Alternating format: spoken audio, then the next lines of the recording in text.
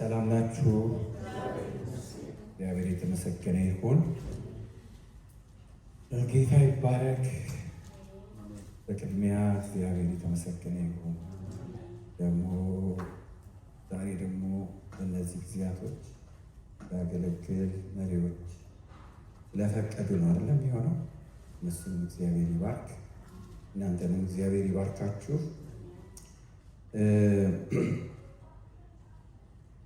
አራት ሳምንት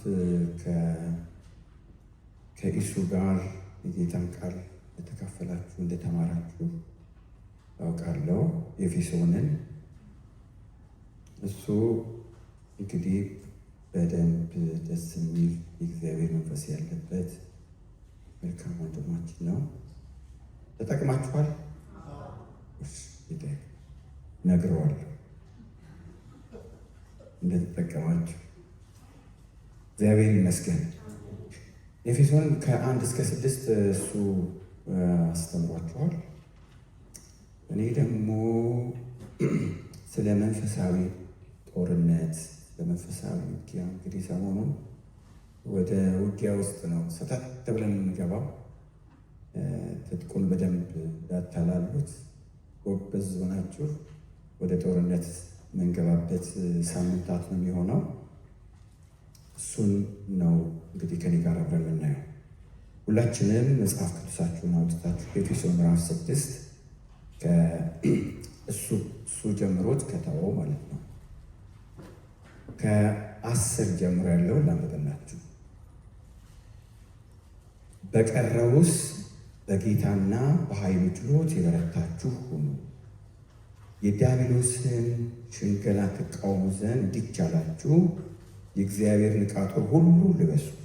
መጋደላችን ከደምና ከሥጋ ጋር አይደለም፣ ከአለቆች ከስልጣናት ጋር፣ ከገዢዎች፣ ከዚህ ከጨለማ ዓለም ገዢዎች ጋር፣ በሰማይ ስፍራ ካሉ ከመናፍስት መንፈሳዊ ሰራዊት ጋር ነው እንጂ።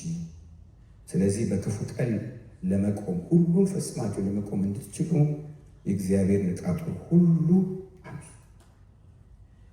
እንግዲህ ወገባችሁን በእውነት ታጥቃችሁ የጽድቅ ጦር ለብሳችሁ በሰላም ወንጌል በመዘጋጀት እግሮቻችሁን ተጫምታችሁ ቁሙ።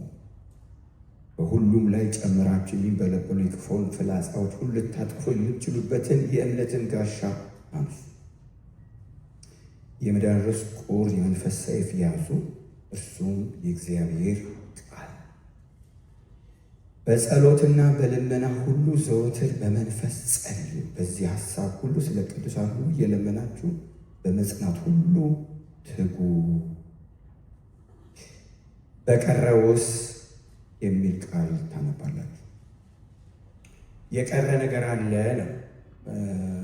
ከምዕራፍ 1 በሰማይ ስፍራ ተባርካችኋል፣ እሱን ተምራችሁታል። ምሕረት ተቀብላችኋል፣ ምዕራፍ 2 እሱን ተምራችኋል። በመንፈስ ስር ሰደዱ፣ እሱን ተምራችኋል። ምዕራፍ 4 ስለ መንፈስ ቅዱስ ወይም በሰላም ማሰሪያ የመንፈስን አንድነት ጠብቁ፣ እሱን ተምራችሁታል። ምዕራፍ 5 ስለ ባልና ስለ ሚስት፣ ስለ ልጆችና ስለ አባት፣ ስለ ሰራተኛና ስለ አሰሪ እሱን ተምራችኋል። የቀረ ደግሞ አለ። እንግዲህ እሱ ከ1 ጀምሮ እስከዚህ ድረስ እንዳስተማራችሁ ነግሮኛል። የቀረ ነገር አለ ነው የሚለው። ቀሪ አለ። በቀረውስ የሚለው ቃል እንደሚቀል ነገር አይደለም፣ ወይም ትንሽ ነገር አይደለም። ከምዕራፍ 1 ጀምሮ ያለውን ነገር ሊያጠፋ የሚችል፣ ሊያወድም የሚችል፣ ባዶ ሊያደርግ የሚችል፣ ከንቱ ሊያደርግ የሚችል ነው የቀረው። እንደ ዋዛ አትቁጠሩት ነው። አሁን በቀረውስ የሚለው እንደ ቀላል ቃል ወይም እንደ ትንሽ ቃል አድርጋችሁ እንዳታስቡት ነው። አንዳንድ ጊዜ ቀሪ ያለ ሲባል ሰዎች ይዘናጋሉ። የቀረ አለ ሲል የቀረውን ዋናው ይሄ ነው የሚል ነገር በአእምሯቸው ውስጥ ይመጣል። ግን የቀረ አለ፣ ዋና ነገር ቀርቷል ነው። ይሄም ዋና ነው፣ ይሄም ዋና ነው። አታበላልጡት ነው። ስለዚህ በቀረውስ የሚለውን ቃል ነው ሰሞኑን እንግዲህ የምናየው። የቀረ አለ። የቀረ ደግሞ ዲያብሎስ የሚባል አለ፣ ሰይጣን የሚባል አለ፣ ውጊያ የሚባል አለ፣ ፋይት የሚባል አለ፣ ጦርነት የሚባል አለ፣ የቀረ አለ።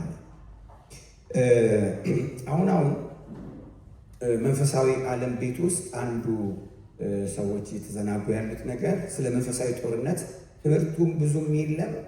ትምህርቱም አለመኖሩ ብቻም ሳይሆን ሰዎችም ዝግጁ አይደሉም። ለመንፈሳዊ ጦርነት ሰው ዝግጁ አይደለም። ከዝግጁ ካልሆነበት አንዳንድ ነገሮች አንዱ የመንፈሳዊ ውድቀት አለ። ቸርች ውስጥ እንደምታውቁት ኃጢአት በጣም ማለት አሁን እግዚአብሔር ለዚህ ዓለም ምንድን ነው ተጠያቂው ብትሉት ኮራፕሽን ወይም ሰው የሆነ ነገር አይላችሁም። ተጠያቂው ኃጢአት ነው። ገነት ውስጥም የተጀመረው ሁሉ ነገር ምስቅልቅል ያለው በኃጢአት ምክንያት ነው። ዘረኝነት አለም ተጠያቂ ወይም የሆነ ነገር አለም ተጠያቂ ኃጢአት ነው። ስለዚህ አሁን ምንድን ነው ለመንፈሳዊ ጦርነት ሰዎች ዝግጁ እንዳይሆኑ ካደረጋቸው ነገር አንዱ ተነሳሽነት እንዳይኖራቸው ካደረጋቸው ነገር አንዱ ኃጢአት የሚባል ኃጢአት በሰዎች ሕይወት ውስጥ በቤተ ክርስቲያን ውስጥ በሰው ግለሰብ በቤተሰብ ምናምን ውስጥ ካለ መንፈሳዊ ውጊያ የሚባለውን ነገር ሊገባው አይችልም፣ ሊያደርገውም አይችልም። እዛ መንፈሳዊ ጦርነት ውስጥ መግባትም አይችልም። ለምን? ኃጢአት የሚባል ኦልሬዲ የታሰረ ሰው ስለሆነ ለመንፈሳዊ ውጊያ ደግሞ ብቁ ሊሆን አይችልም። ሰው ካመነዘረ፣ ከሚስቱ ውጭ ካመነዘረ፣ ሕይወቱ ላይ ብልሽት ካለ፣ ስድብ ካለ፣ ውሸት ካለ፣ እርግማን ካለ፣ ምናምን ካለ ተነስቼ ልዋጋ ማለት አይችልም። ምንም ነገር ማድረጋቸው አንዱ ሰዎች እንዳይነሳሱ ካደረጋቸው አንዱ የሞራል ችግር አለ፣ ውድቀት አለ፣ የኃጢአት ችግር አለ። ሰዎች ብድግ ብለው እንዋጋ። አሁን በልጅነታችን ጊዜ ማንም ሳይለን ነው የምንዋጋ። ተዋጉም አይሉንም፣ እንዋጋም አይሉንም፣ ስለ ውጊያም አያስተምሩንም። ግን ተነስተን በኢየሱስም ነው መቃወም ነው መስበር ነው ሁሉንም እንደሆነ አንድ ትምህርት መጥቶ ነበር አንድ ሰሞን ትልልቅ አባቶች ሁሉንም በሰይጣን ላይ አታሳቡ የሚል ነገር ተነስቶ ነበር። ሁሉንም ሰይጣን አትበሉ የሚል ኤክስትሪም የሆነ ጥግ የሆነ ነገር ሲያስተምሩ ትዝ ይለኛል። ምን ማለታቸው ነው? ስንፍናችሁንም በአጋንንት ላይ አታሳቡ፣ እንደዚህ ነገርም በአጋንንት ላይ አታስቡ የሚል ደግሞ ተነሳ። ኃጢአቱ በእንደ አለበት ደግሞ ይሄኛው ተጨመረ። ስለዚህ በቃ ካናዳ የሚለውን ቲሸርት አድርገህ ወካርክ ራስን ሲያምህ ኮፊ ጠጣ፣ ዘና በል፣ አትጨናነቅ የሚሉ ደግሞ ነገሮች መጣ። ራስን ሪላክስ አድርግ እና ይሄ የሳይኮሎጂ የሆኑ ትምህርቶች ከባይብል ወደ ባዮሎጂ እና በቃ እንዴት ምንድን ምን የሚያደርግ ይጨንቀኛል። ኦኬ ሲጨንቅ እንደዚህ ያለ አሁን አይታችኋል። ቲክቶክ ላይም ፌስቡክ ላይም ሲጨንቅ ይሄን አድርግ ነው እንጂ ተዋጋ የሚል መንፈሳዊ ሰው እንኳን ሲል ሰምቼዋለሁ። ከጨነቀ ይሄን ከታወቅ ይሄን ከባይብል ወዴት? ወደ ባዮሎጂ፣ ወደ ሳይኮሎጂ፣ ወደ መመካከር፣ ወደ መወያየት። እሱ ጥሩ ሆኖ ግን ኤክስትሪም ሄደ። እሱ ደግሞ ሌላ ጥግ ያዘ። ድሮ ሲያዛጋን አጋንንት ነው የምንለው። እኔ እሱ ደስ ይለኛል እና ደግሞ እሱ ግን ደስ ይለኛል። በእርግጥ በጣም ያዛጋ ሰው ጤነኛ አይደለሁም። ውስጡ እየታየ የሚያዛጋ ሰው እኔ በነገራችን ላይ በጣም የሚያዛጉ ሰዎች በጣም ስፈትሽ ስፒሪት ሆኖ አግኝቼዋለሁ። አንዳንዱ ሁሉንም ባይሆን እና ምንድን ነው አሁን እንትን ሆኗል። ወደ ሳይንሳዊ ነገር ነው የሄደው። አሁን አይታችሁ እንደሆነ ወደ እኛ ሀገርም እየመጣ ነው። ኤክስትሪም በጣም የጥግ ችግር አለብን። ታውቃላችሁ፣ እኛ ኢትዮጵያውያኖች የጥግ ችግር አለብን። አንድ ነገር ከያዘን ጥግ ነው የምንይዘው። ባላንስ ማድረግ አንችልም። የባላንስ ችግር አለብን። በፖለቲካውን ብትሉ በምኑም ብትሉ በምንም አሁን ለምሳሌ ምሕረት ብሎ ጥግ ይሄዳል፣ ጸጋ ብሎ ጥግ ይሄዳል እና ኃላፊነት የሚባለውን ነገር ይተወውና ምሕረት ነው ዋናው ብሎ ወደዛ ይሄዳል። አንዳንዱ ወርሽፕ ነው ይላል፣ አንዳንዱ ጸሎት ነው ይላል፣ አንዳንዱ ቃል ነው ይላል፣ አንዳንዱ የሆነ ነገር እና ቸርች ውስጥ የመሳሳብ ነገር አለ። ገመድ ጉተታ ነው ያለው እና ሚዛን የጠበቀ ነገር በቸርች ውስጥ አታዩ። ስለዚህ ምንድነው ሁሌ ዝም ብላችሁ በኢየሱስ አትበሉ፣ ሁሉን በእሱ ላይ አታሳቡ። ሳይንስ እና ባዮሎጂ ምክክር ምናምን የሚባል ደግሞ ሄደ። እሱም እንዳንዋጋ አድርጎናል። ቡና ጠጣ ምናምን አርግ የሚችል አርግ የሚል ነገር አለ። ሌላው ሶስተኛው ስህተት ትምህርት ነው። በጣም ስተት ትምህርቱ አንዱ ሰይጣን የለም፣ ሰይጣን ወድቋል፣ ጨርሷል፣ ሰይጣን አመድ ነው፣ አፈር ነው፣ ዶሮ ነው፣ ድመት ነው የሚል ደግሞ ትምህርት አለ። ኦልሬዲ ገዝተኸዋል፣ ረግጠኸዋል፣ አሸንፈኸዋል። ክርስቶስ ሞቶ ተነስቶ ሰይጣንን ገዝቶ ቀጥቅጦ የልጅነት ስልጣን ሰጥቶ ወደ እግዚአብሔር አብ ቀኝ ሄዶ በአብ ቀኝ ሁሉ ተገዝቶለታል። ስለዚህ መቃወም አያስፈልግም፣ መስበር አያስፈልግም። ድምፅህን አውጥተህ መቃወም በኢየሱስ ስም ማለት ምናምን ስለ መንፈሳዊ ውጊያ ማሰብ ሰይጣን የሚባለው ነገር አታስብ የሚሉ ደግሞ ትምህርቶች አሉ። እነዚህ ኃጢአቱ ደግሞ በቅዱሳን ቦታ ላይ ኤክስትሪም የሆኑ እንደ ሳይንሳዊ የሆነ አነቃቂ ትምህርቶች ሌላ ጥግ፣ ደግሞ የስተት ትምህርቶች ደግሞ ሌላ ጥግ ሆነው ሰዎች እንደ ድሮ እንደ ልጅነታችን እጃችን፣ እግራችን፣ ቅንድባችን፣ ፀጉራችን እስኪንቀሳቀስ ድረስ የምንቃወም ሰዎች ተገትረን ተዘብዝፈን አይድል አረጉ፣ ተቀማጭ ማለት ምንም ማይንቀሳቀስ ሰው እጁ እግሩ ምናምኑ ማይንቀሳቀስ ሰው አድርገውን አይድል ሆነ። እነሱን ብቻ እያየን የነሱ ቲፎዞ የሆንን እነሱ ዋንጫ ሲወስዱ ስናጨበጭብ፣ እነሱ ሲበሉ ስናጨበጭብ፣ እኛ ተካፋይ እንዳንሆን አድርገው ወደ ጦርነት ውስጥ ገብተን ማስተፋት፣ መተናነቅ፣ መገዳደል ምናምን ማድረግ የሚለውን ነገር ኦልሞስት አሁን ሰው ሁሉ ቁጭ ድሮ እንጀራ ድሮ እንትን የለም ወይ? እኔ አሁን በልጅነት ጊዜ አሁን እዚህ ውስጥ ያላችሁ ሰዎች የቤት ኪራይ ችግር ያለባችሁ ልትኖር ትችላላችሁ። የምግብ ችግር ያለባችሁ ልትኖር ትችላላችሁ። የልብስ የጦት አሁን ካለው በላይ ድሮ እጦት ነው። ጌታ ምስክሬ ነው ብላችሁ እኔ ምኖረው አሁን ድሮ መኖርበት ቤት አይጥ ነግራችሁ ነው። አይጥ በጣም የሚዞርበት ቤት ነበር። ተጠርጎ የማይጸዳ ቤት፣ ጭቃ ብሎኬት 12 ዓመት ከዛ በላይ ነው። ነቢይ ኦርዴን ተደርገው ተሾሜ እዛ ቤት ነበር። ምስቅልቅል ያለ ቤት ነው። ይሄ ነው የምትሉት ቤት አይደለም። በቃ ሙቀቱ ምናምኑ እንደው ጃፓን ከፀሐይ የሰራት ይመስል ከባድ ሙቀት ነበር። ፍም ነበር። እዛ ውስጥ ግን በጣም ፋይት እናደርግ ነው። አንተኛም ነበር። በጌታ በኢየሱስ ማለት አይሰማንም። ጉስቁልና ውስጥ እንዳለን ድህነት ውስጥ እንዳለ አይሰማኝም። በቃ ፋይት ነው። ከሰይጣን ጋር መተናነቅ ነበር። እዚህ ውስጥ እንዳላችሁ ችግር አለብኝ እንደምትሉት ያኔም በጣም ችግር ነበር።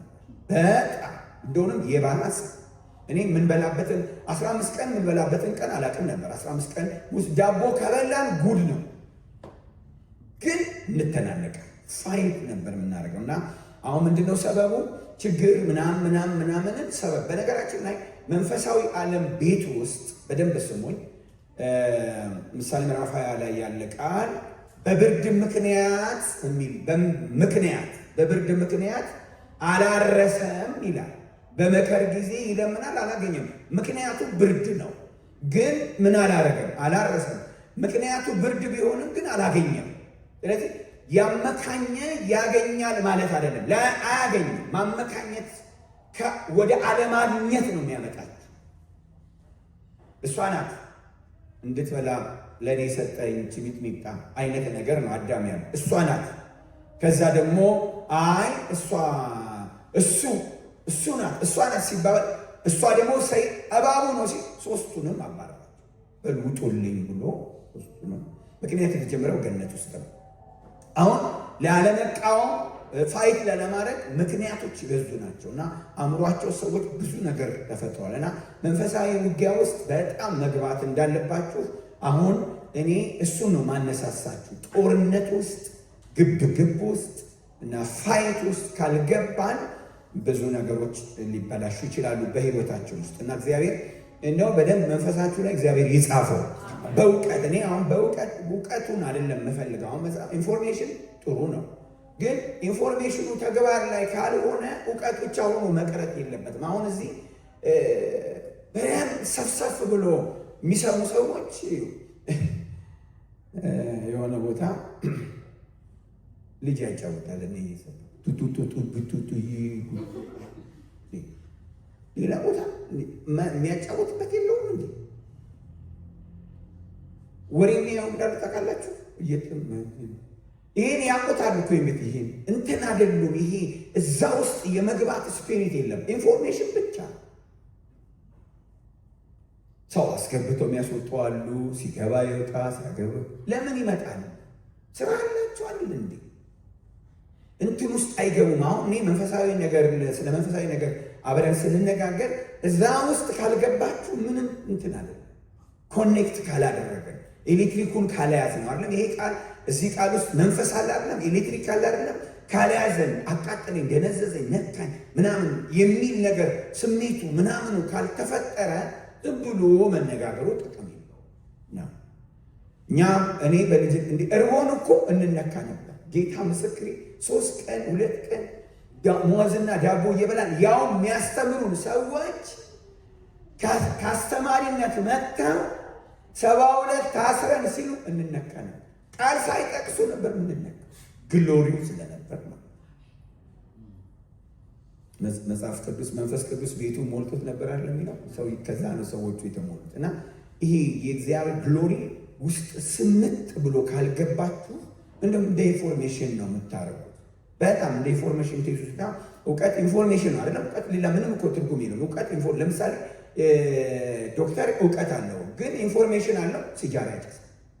ስለ ሲጃራ ማጨስ መጥፎነት እውቀቱ አለው ያጨስ። ስለ ማመንዘር የሚባለውን እውቀቱ አለው ግን ያመነዝራል። እውቀቱ ኢንፎርሜሽን ነው። ተግባራዊ የሚያደርስ ንክኪ የመንፈስ ቅዱስ ፕሬዘንስ እግዚአብሔር ቤቱን ያምጣው። በደንብ አሜን። ሁሉ ነገራችሁ እንዲነሳ በበቀል እንድትነሱ ማለት ነው። እሺ ትንሽ በቀረስ የሚለውን የተወሰነ በቀረስ የሚለውን ነገር መጽሐፍ ቅዱስ ፊልጵስዩስ ምዕራፍ 4 ላይ ያለውን ክፍል አንድ ጊዜ አውጥተን እንድናነበው ፈልጋለሁ። በቀረው የሚለውን ብዙ ቦታ ላይ አለ፣ ግን የተወሰነውን አንድ ጊዜ ስለ ጌታ ፊልጵስዩስ ምዕራፍ 4 ቁጥር 8 ብታነቡ ደስ ይለኛል። ከ4 ጀምሮ ከ6 ጀምሮ ጌታ ቅርብ ነው ማለት ከ4 ጀምሮ ሁልጊዜ በጌታ ደስ ይበላችሁ፣ ደግሜ እምላለሁ ምን ይበላችሁ?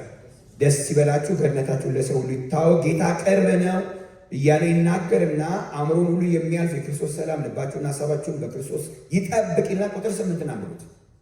በቀረውስ የሚላል የቀር ማለት ቀሪ አለ። ቀሪ የሚባል ነገር ዋዛ አይደለም ነው፣ እንደ ተራ አትቁጠሩት ነው። በቀረውስ የሚል አነበባችሁ? ቁጥር 8 በቀረው ፊልጵስዩስ ምዕራፍ 4 ቁጥር 8 በቀረውስ በጌታ ደስ ይበላችሁ። ይሄ ትልቅ ነገር ነው። ጌታ ቅርብ ነው። ጸልዩ። አእምሮን የሚያልፍ ክርስቶስ ሰላም ልባችሁና ሀሳባችሁን ይጠብቅ። ይሄ ትልቅ ነገር ነው። ግን በቀረው ምንድን ነው? የቀረ ነገር አለ። በቀረው ውስጥ ስለ ማሰብ ነው የሚናገር። ማሰብ ዋና ነገር ነው። አስብ አስብ አስብ አስብ ማለት ደስታ ቀጣይነት እንዲኖረው የቀረውን በደንብ አስብበት። የቀረ አለ። ምንድን ነው? ወንድሞች ሆይ እውነተኛ የሆነው ነገር፣ ጭምት ያለበትን ነገር አስብ። ከዛ ጽድቅ የሆነውን ነገር ሁሉ፣ ፍጹም የሆነውን ነገር ሁሉ፣ ፍቅር ያለበት ነገር ሁሉ፣ ከዛስ መልካም ሆነ ያለበት ነገር፣ በጎነት ቢሆን ምስጋና ቢሆን እነዚህን አስቡ። የቀረ ሲባል ተራ አታርገው።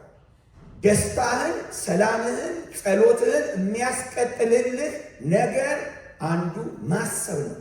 ማሰላሰብ፣ መልካም ነገር ማሰብ፣ ደግነት ማሰብ፣ ቸርነት ማሰብ፣ ፍቅር ማሰብ፣ መልካም መሪ ማሰብ። እግዚአብሔር በዚህ ይባርካችሁ። ሜዲቴት ማድረግ፣ ማሰላሰል፣ ማመንዠት ምን ማመንዠት?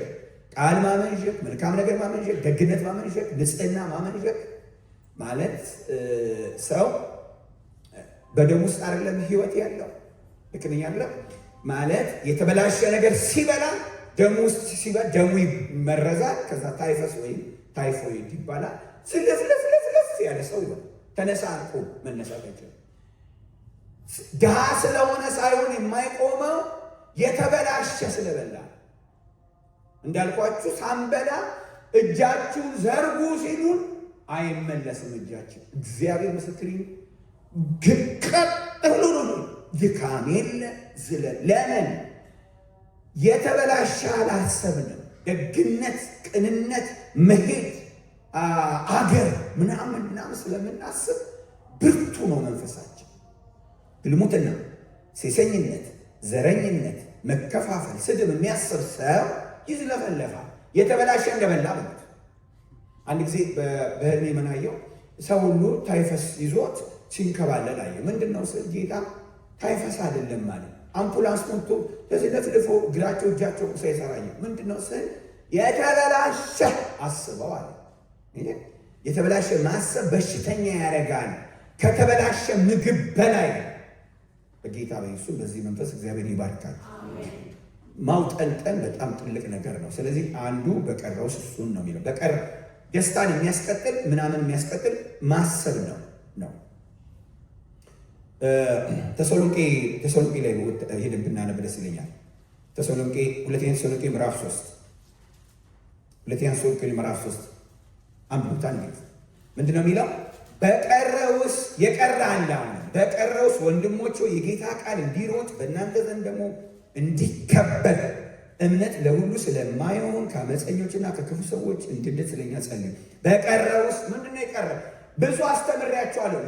የቀረ አለ። ምንድን ነው የቀረው? የጌታ ቃል በመካከላችሁ መከበር አለበት። በቀረውስ ስትሮንግ የሆነ ነገር ነው። በነገራችን ላይ የቀረ ነገር የሚባለው ይከበር። የእግዚአብሔር ቃል ይሩጥ። የእግዚአብሔር ቃል እንዴት ነው የሚሮጠው? በጸሎት ነው የእግዚአብሔር ቃል የሚሮጠው። መከበር አለበት እግዚአብሔር ቃል። እኔ የጌታን ቃል ለመስማት የማይንሰፈሰፍ ሰው መወለዱን ሁሉ ይጠራጠራል።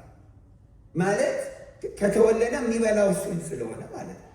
ስስት የማይ ጉጉት የማይ ቤቱ ላይ የጌታን ቃል ለማንበብ አትሊስት ተውት አያንብበው። ፍላጎት የሌለው ሰው፣ ለእግዚአብሔር ቃል ፍላጎት የሌለው ሰው፣ አፒታይት የሌለው ሰው በፍጹም የተነካ ሰው ችግር አለበት። እና መጽሐፍ ቅዱስ ለማንበብ አፒታይት የሌለው፣ ጽጌረዳ ለማንበብ አፒታይት ያለው፣ ፖለቲካ ለማንበብ አሁን ብዙ ጊዜ ቲክቶክ ላይ አይታችሁ ነው፣ ፌስቡክ ላይ ወይም ዩቱብ ላይ ማንም ሰው መጽሐፍ ቅዱስ አያነብም።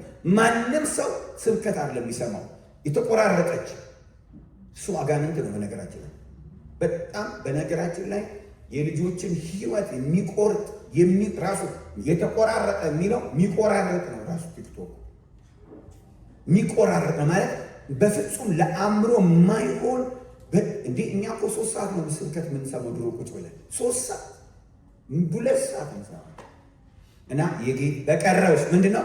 ዋና ነገር ነው የቀረው ነው። ዋና ነገር ቀርቷል። የጌታ ቃል በእናንተ እንዲከበር እግዚአብሔር በዚህ መንፈስ ይባርካል። በደንብ አሜን። ትንሽ ልበላችሁ ብዬ ነው። አንዳንድ ጊዜም የቀረ ነገር ዝም ብለን እንዳናስበው ብዬ ነው። መጽሐፍ ቅዱስ አንደኛ ተሰሎንቄ ምዕራፍ 4 ቁጥር ከ1 ጀምሮ ላንብብላችሁ። አንደኛ ተሰሎንቄ ምዕራፍ 4 እንደዚህ ይላል፣ እንግዲህ በቀረውስ ወንድሞች ሆይ ልትመላለሱ እግዚአብሔርን ደስ ልታሰኙ እንዴት እንደሚገባችሁ ከእኛ ዘንድ እንደተቀበላችሁ እናንተ ደግሞ እንድትመላለሱ ከፊት ይልቅ ትበዙ ዘንድ በጌታ እንለምናችኋለን፣ እንመክራችኋለን። በቀረውስ ጌታን ለማስደሰት ትግል አድርጉ ነው። የቀረ ነገር አለ። ምንድን ነው የቀረው? መመላለስ፣ እንደሚገባ መመላለስ፣ እግዚአብሔርን ደስ ማሰኘት።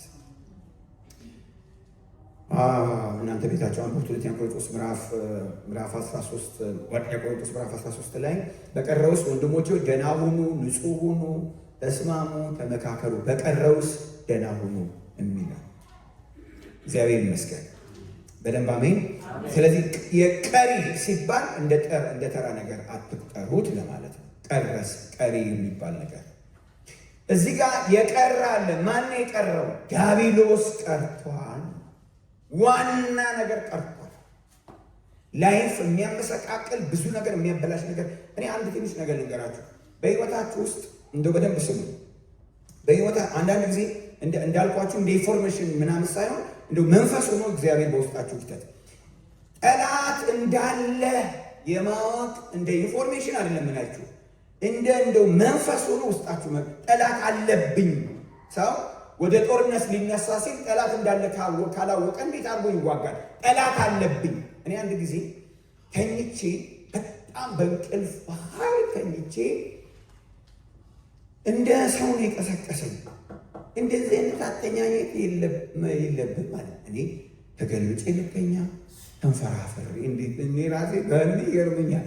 ምን አይነት አተኛኘት ብተኛ ነው እንደዚህ አይተኛም? ጠላት አለብህ አለ።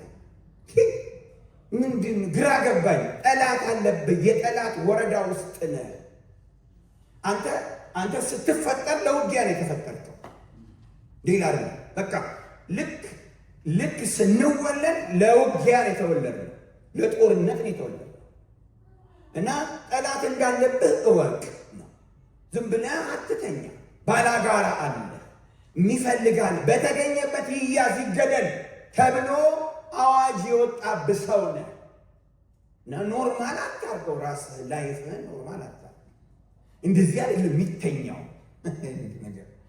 አተኛኘት ለማድረግ ፈልጓለም እግዚአብሔር። በጣም ረስቼዋለሁ መሰለኝ በዛ ቀናት።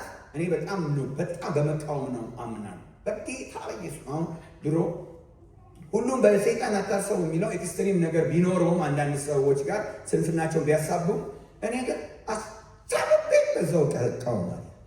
ለመቃወም ይመቸኝ በኢየሱስ በጣም ደስ ይለኛል። ፋይት ማድረግ በኋላ ወደፊት በደንብ እንዴት እንደምንቃወም የሚለውን እንነጋገራለን። ግን አንዱ ዛሬ እንድታስቡ የምፈልገው የቀረ የሚባል ሰይጣን አለ። ሰይጣን እንዳለ ማወቅ አለብን። በኢንፎርሜሽን ደረጃ ሳይሆን በዚህ በእውቀት ደረጃ ሳይሆን በደንብ እንዲገባን ማድረግ አለ። እንዲገባን እናንተ ቤተሰቦቼ መጽሐፍ ቅዱስ በኤፌሶን ምዕራፍ 5 ላይ እንዴት እንደምትመላለሱ በጥንቃቄ ተጠበቁ ይላል። ምን ማለት ነው?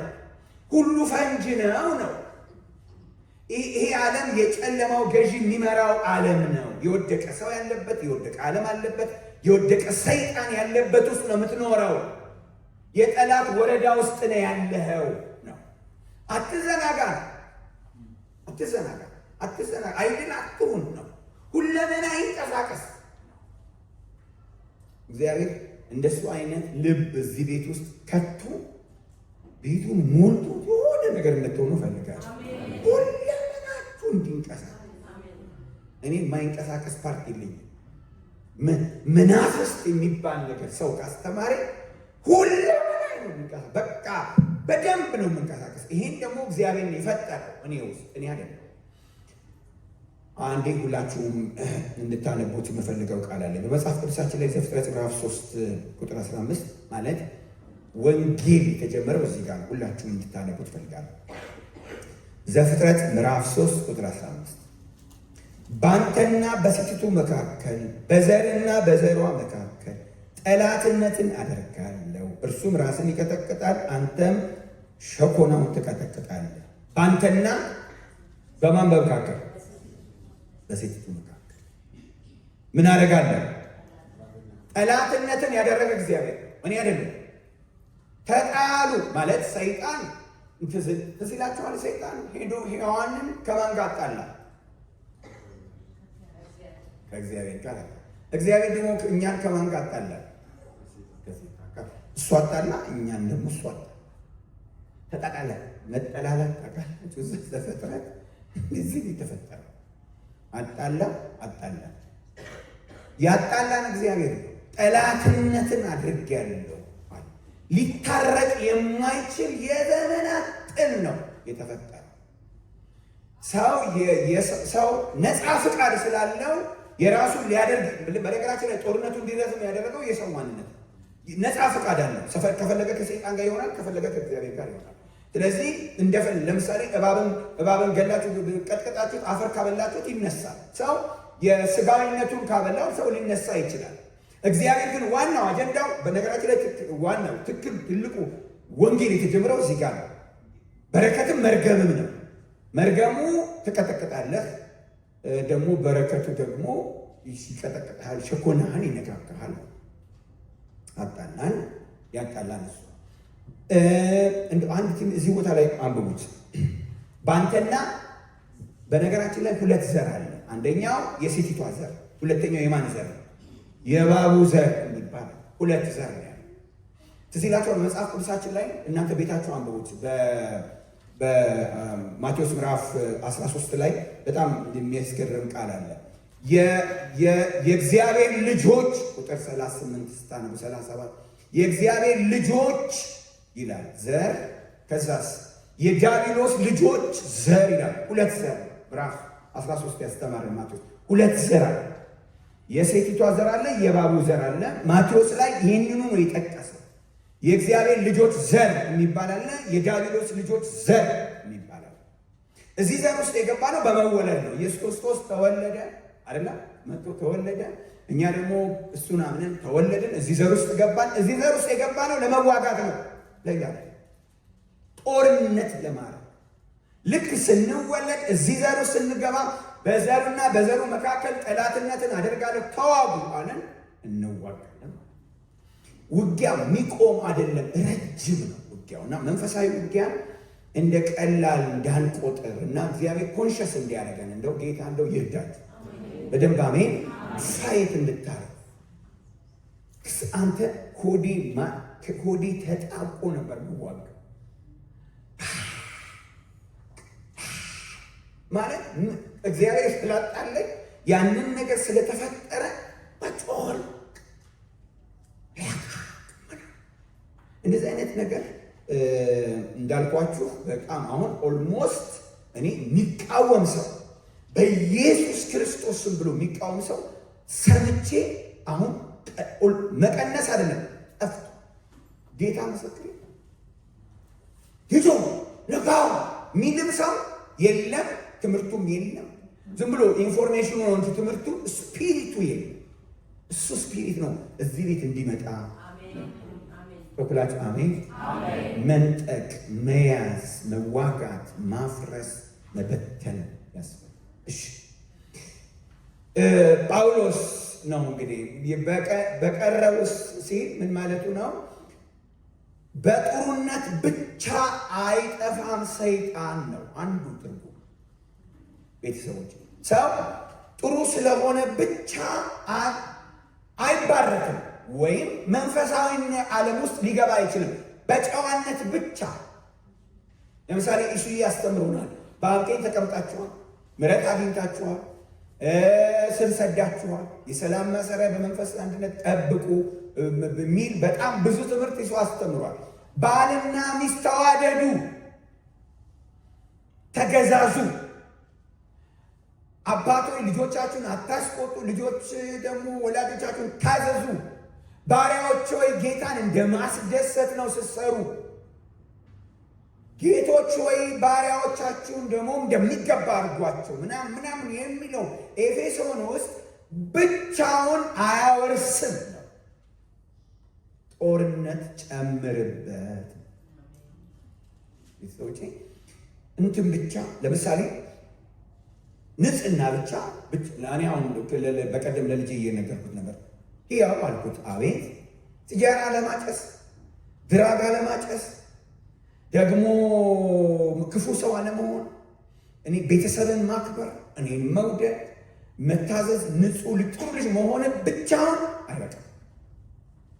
ጨምር ሌላ ፐርፐስ ላይ ካልደረስክ እኛን ታጨሰናለህ። ሲጃራ ላታጨስ ትችላለህ። አንዳንድ ወጣቶች አሉ አለ 40 ዓመት ቤታቸው እናት ቤት የሚቀመጡ አሉ። መጥፎ ነው ማለት አይደለም። እኔ ተቀመጥ ችግር የለም፣ ግን ይከብደኛል። እስማም በውስጥ ምን ማለት ነው ይሄ? እናቱን እያጨሰ ነው ማለት ነው።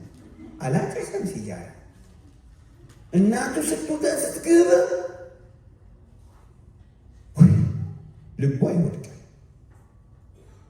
አንድ ሴት ልጅ ማንኛውም አንድ ቦታ ላይ ቁጭ ማለት እኛ ዛፍ አይደለም ታውቃላችሁ አይደል? እኛ ዛፍ አይደለም። የገሃነም ደጆች አይችላትም። ቤተክርስቲያን ምንድን ነው ማለት? የምትሄድ ናት። ቤተክርስቲያን ሕያው ናት፣ እንቅስቃሴ አለባት። ዘፍጥረት ላይ እፍ አለበት ተንቀሳቀሰ ይላል። መንፈስ የገባበት መንፈስ ሰራተኛ መንፈስ ነው፣ የሚንቀሳቀስ መንፈስ ነው።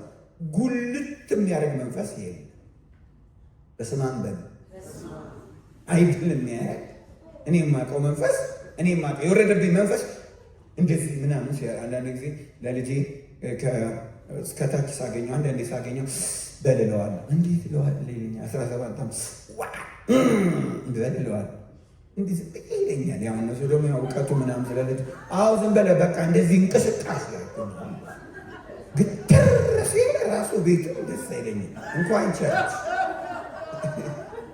እና እንደዚህ እንቅስቃሴ ቸርች ውስጥ እንቅስቃሴ ህያው ያለበት ነገር እንቅስቃሴ አለ። ጩኸት አለ፣ እንትን አለ፣ አቃጠለኝ አለ፣ ደነዘዘኝ አለ፣ ወረረኝ አለ፣ እንትን አለ። ዝም ብሎ አማረ ማሙ ዜና ፋይል ወደ ቤት መሄድ ይሄ እርግማን። በስመ አብ በሉ። ቴሌቪዥን አይደለንም እኛ 50% እዚህ 50% እዛ። እምነትሽ ብሏል፣ እምነትሽ አድኖሻል ብሏል። ሁለታችንም ጋር ያለን እንጂ እዚህ ጋር አንድ የአዲስ ኪዳን ቤተክርስቲያን ይሄ አይደለም። ይሄ ያው አይደለም የአዲስ ኪዳን ቤተክርስቲያን ያው አይደለም። ስለዚህ በደንብ ስሙኝ። አንዳንድ ጊዜ ጥሩ ሰው መሆን ብቻ የትም አያደርስም። ሰይጣን የሚባል ነገር አእምሯችሁ ውስጥ ገብቶ በመንፈስ ደረጃ የማትሰውሩ ከሆነ ጌታ ምስክር ነው እንደ ተወተሳችሁ ነው። እኔ አሁን አንዳንድ ሰው እግዚአብሔርን እየጠበቅኩት ነው ይለኝ ልክ እያለ ከዛ ይሳደባል። እዚያ ጋር ወለድ ይላል። እንደዚህ ተብሎ ይጠበቃል እንዴ? እንደዚህ በሌለ እናንተ አሁን ጠቅላይ ሚኒስትሯ ወደዚህ ቤት ቢመጣ ብትለው አስወጣልኝ ነው የሚልህ።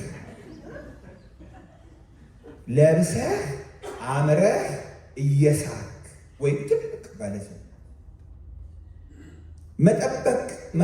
መጠበቅ ከማጉረምረም ጋር ማን ያያያዘው? መጽሐፍ ቅዱስ ከመታገስ ጋር በደስታ ሆናችሁ ይላል። መጠበቅ እኮ ደስታ አለበት። ማን ነው ፀጉር መንጨት ያደረገው?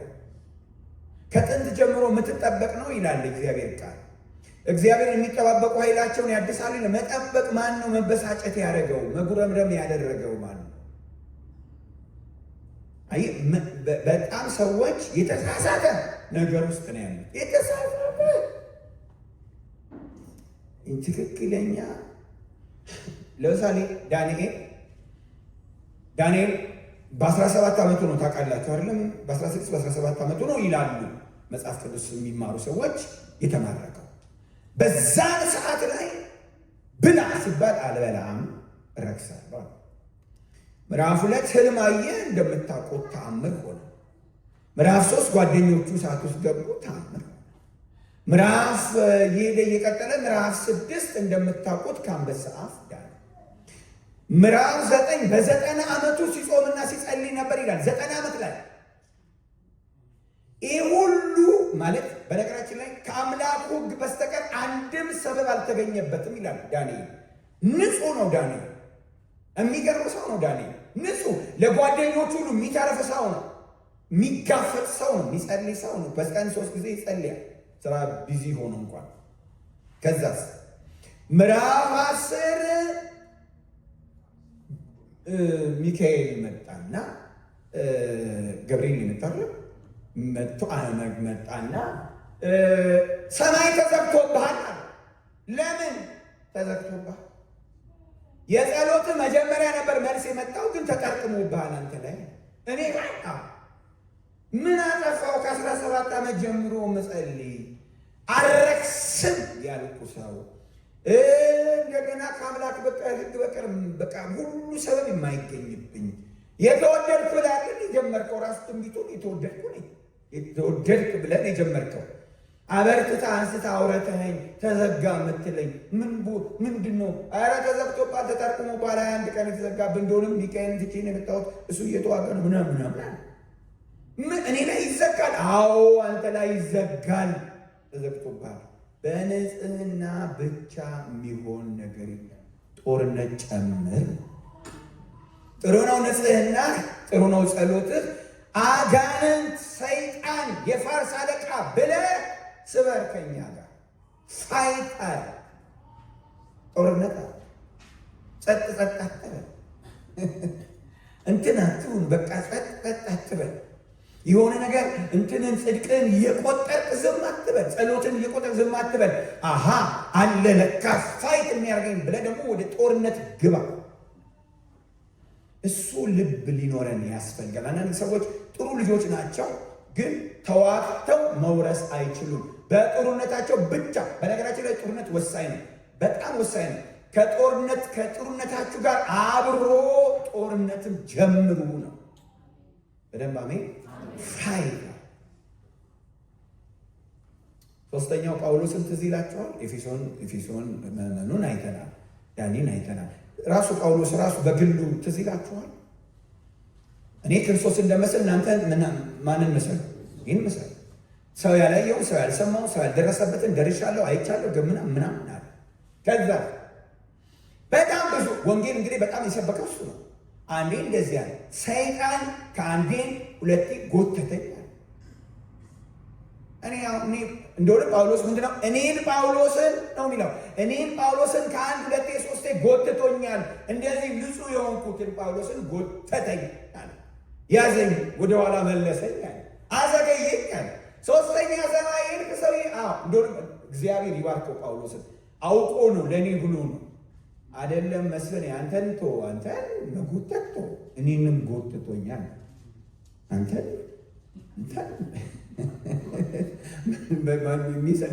ስዕሉ ነው። አንተ እንዲህ በደንብ ነው እንደዚህ የሚያደርግ አይነት ነው ለእኔ የተሰማኝ። ይህ በ30 ደቂቃ ጸሎት ያለሽ እህቴ ይህ ምግብ ባልከለኝ አንቺ ጥቢ ነው፣ ጥቢ ነው። ታዲያ አእምሮ አጥተህ ነው ዘመንህን እንደዚህ ያደረገው። የኢትዮጵያ ሰው አእምሮ አጥቶ ነው እንደዚህ 50 ዓመት የሚያበራትተው። ጅኒ የሚባል ነገር ሰው አይገባውም። እግዚአብሔር እሱን የሚሰብር ቅባት ይስጣችሁ። ከሰው የተለየ አትሊስት ታውት እሺ፣ ብር ምናምን የሚባል ይቀርሽ፣ ወይም ልብስ የምትፈልገውን አናገኝ።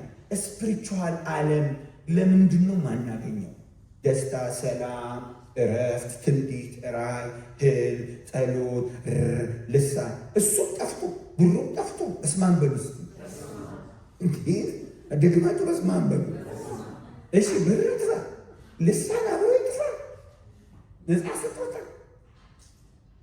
ስጦታ ህልም። አሁን እኔ ድሮ በልጅነቴ ይዛ አይት ቤት ስኖር መንፈስ ቅዱስ ያበረኛል፣ ያካክስልኛል። አየር ለአየር ነው የምኖረው። ስወርድ እዛ ቤት ነኝ። በቃ ሌሊቱን ሙሉ ደስ ዘበሎኝ ስወርድ ሚል ያካክስልኛል። በህልምም ቆፈረ በውንም ቆፈረ እችለዋለሁ። በስማን በል በውን የሚጨቃጨቅ ሰው እያጋጥሙኛል። በህልሜም ሰው ጨቃጨቅ ነው ያለ። ሁለት ቦታ ቡዳ እኮ ምናት አትሊስት ህልም እያየ አምላክ ፊት እያየ ራእይ እያየ ሁሉ ስፒሪት መጥቶ እየዳሰሰ ከኔ ጋር አብረን ደግሞ ለዘላለም እንኖራለን የሚል ህልም የለም እንዴ? እንዴት ነው ሁለቱን የምታጣው? እንጀራ ይህን ልሳን፣ ሳቅ፣ ደስታ፣ ጸሎት፣ ራእይ፣ ትንቢት፣ ዘስነ ከባድ እርግማን እኮ ነው አሁን ያለው። እኔ አሁን የማይስቅ ሰው እንደበዛ ታውቃለህ። አንደኛ አብን የሚያደርግ ነገር ሰው የሆነ ነገር ሲያገኝ ይስቃል። እቁብ ሲወጣለት ይስቃል። የአሁኑ እቁብ አይወጣል እንደምታውቀው። ልብስ እገዛልሃለሁ ብሎኝ እንዲከደኝ እገዛልሃለሁ ብሎኝ እንዲህ ልብስ ሁሉ አስመርጦኝ የሆነ ሰው እኔም ይታሰር ልብስ እንዳይሸጥ ብዬ ሌላ ቀን እጠይቀዋለሁ። እቁቡን እኮ ይዞ ጠፋ። ሊበላ ሲል ይዞ ጠፋ። እቁብ ይዞ የሚጠፉ ናቸው። አይወጣም እንደ ድሮ። ትንቢቱ እንደ ድሮ አይፈጸም እንደምታውቀው ነው። በየቢሮ እንደምታውቀው ነው ችግሩ። እዛም ስትጋ ቢሮ በየመንገዱ ታውቀዋል። ፋይት አድርገህ የእግዚአብሔርን ደስታ ማታስመልስ ከሆነ አስቸጋሪ ነው ወንድም። ይተንተከተክ ነው የምትኖረው። ላይፍ ይበላል። እንዲህ እንደተለያየ ጉጂዬ እየተባባለ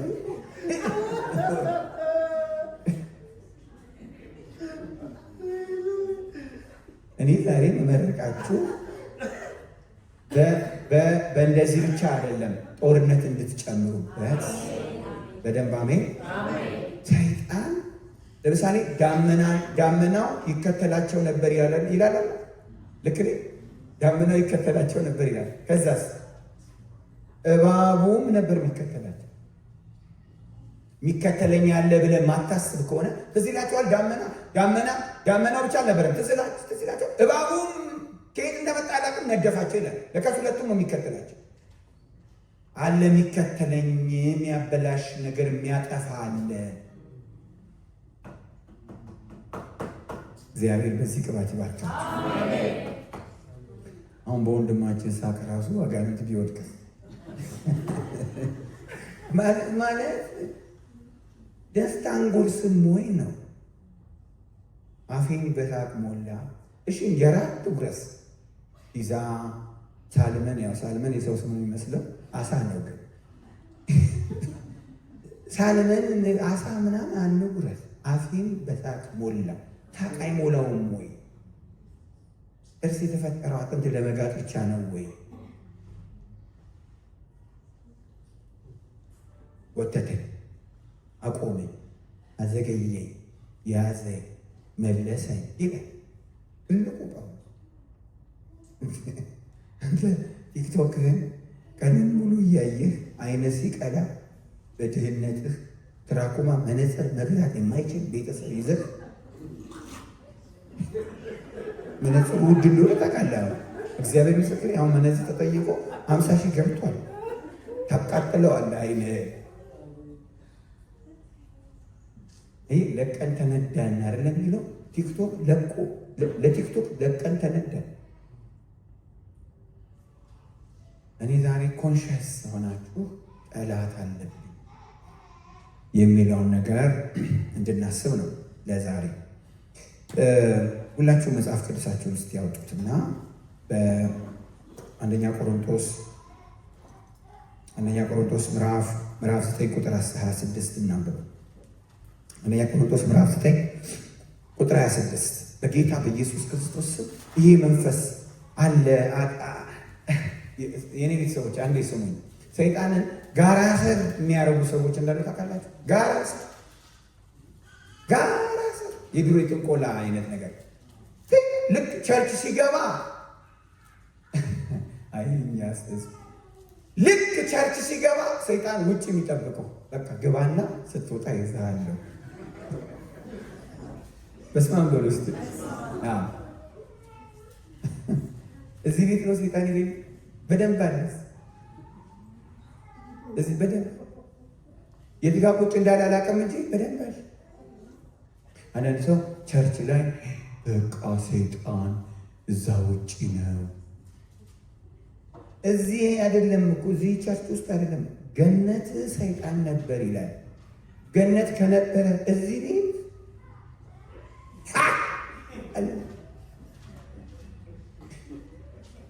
ከ12ቱ አንዱ ዲያብሎስ ነበር። ሰይጣንም ቁጭ ብሎ ነበር እንደሚል ታውቃላችሁ።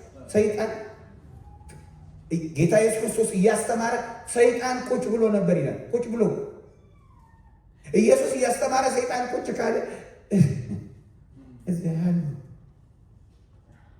አንዳንድ ሰው የአጋንንት የሚገስጹ ሰዎች አብሮን አያመልክም ይላል። እንዴት ነው አብሮን የሚያመልክም? ምን አይነት ትምህርት ነው? በስመ አብ በሉ እስኪ። ያመልካል? አብሮን አያመልክም።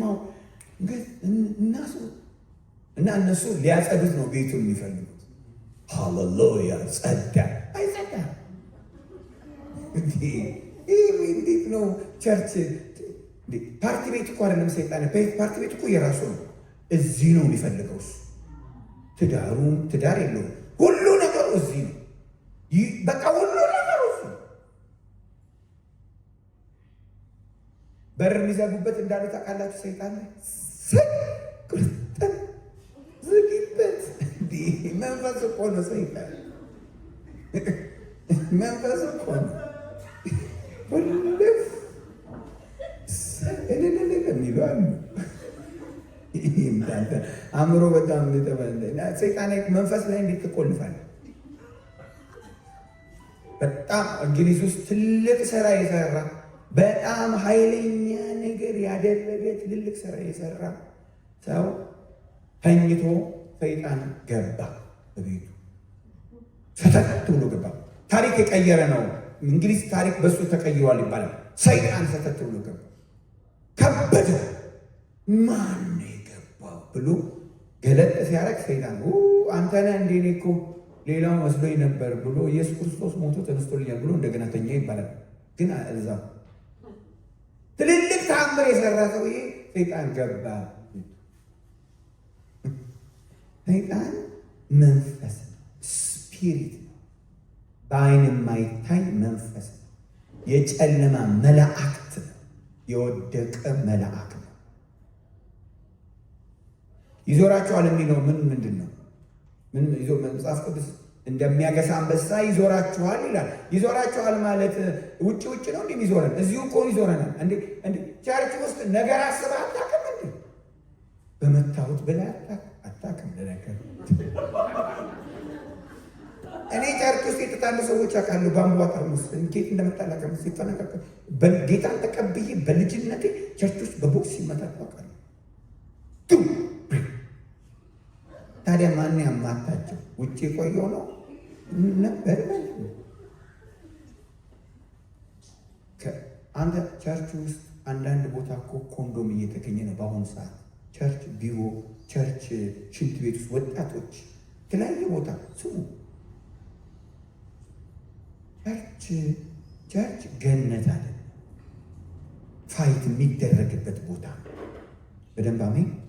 ደንበኛ ዘረኛ ያለው ቸርች ውስጥ ሰይጣን ፋይት ያደርጋል።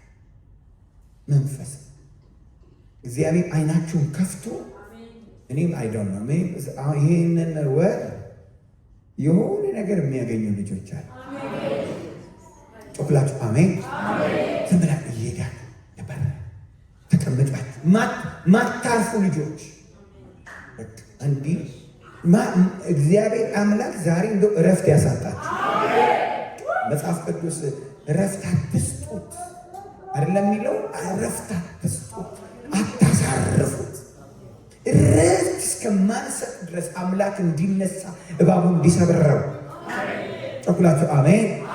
ግደለው እባቡን እባክህ ተነስ የሚል የእባቡን ጭንቅላት የሚያፈርስ ቅባት ይግባባል። እናንብብ እስኪ ምዕራፍ አንደኛ ቆሮንቶስ ምዕራፍ 1 ቁጥር 9 ስለዚህ እኔ ያለ ሐሳብ እንደምሮጥ ሁሉ እንዲሁ ምን አላደረግም። ጮክላችሁ አንብቡታ። አንደኛ ቆሮንቶስ ምዕራፍ 9 ቁጥር 26 ስለዚህ እኔ ያለ ሐሳብ እንደምሮጥ ሁሉ እንዲሁ አልሮጥም፣ ንፋስ እንደሚጎስም ሁሉ እንዲሁ አልጋደልም። ምን ማለት ነው? ጠላት አለብኝ ነው። ጠላት አለ። ንፋስ ታውቃላችሁ። ንፋስ አትስቱትም። ንፋስን በዚህም ንፋስ ነው፣ በዚህም ንፋስ ነው፣ በዚህም ንፋስ ነው፣ በዚህም ንፋስ ነው። ዝም ብለህ ልትጎስመው ትችላለህ። ንፋስ አይጎስምህም። ግን ንፋስ ይመታሃል አይመታህም። አንዳንድ እነ ታይሰን ትልልቅ የቦክሰኛ ውድድር የሚያደርጉ ሰዎች የሆነ እንደ ላስኪት ያደርጋሉ። ከዛ ሰው አድርገው በደንብ አድርገው ሳል ያደርጋሉ። እንደ ሰው አድርገው የሚጣሉ አድርገው ላስኪቱን ይመቱታል። ላስኪቱ ግን ተመልሶ አይመታቸው ማለት እሱ ግዑዝ ነው። ሌላ ጊዜ ግን ከፐርሰን ከሆነ ከሰው ጋር ደግሞ ይጋጫል። ከሚመታቸው ጋር የሚመቱት ብቻ አይደለም፣ መልሶ የሚመታቸው ጋር ደግሞ በክሩ በእንትን ውስጥ ሆነው ይጣላል። ንፋስ እንደሚጎሽም አይደለም፣ የሚመታኛለ ነው። ዝም ብዬ እንደዚህ አልጎሽምም። ተመልሶ በቡጢ የሚማታለ፣ በቡጢ የሚማታለ፣ የሚሰብራለ፣ የሚዋጋለ፣ የሚመታለ። በእንትን ይዤ በቃ በፐርፐስ እመተዋለሁ፣ በዓላማ እመተዋለሁ፣ በእቅድ እመተዋለሁ፣ አስቤ እመተዋለሁ ነው። ስለዚህ ሚመታን አለ ነው። ሚመታን አለ፣ መልሶ የሚያጠቃን አለ፣ ባላጋራ አለ፣ ሚፈልገን አለ። ቤተሰቦች በእናታችሁ ሚዞረን አለ፣ ሚጮህብን አለ።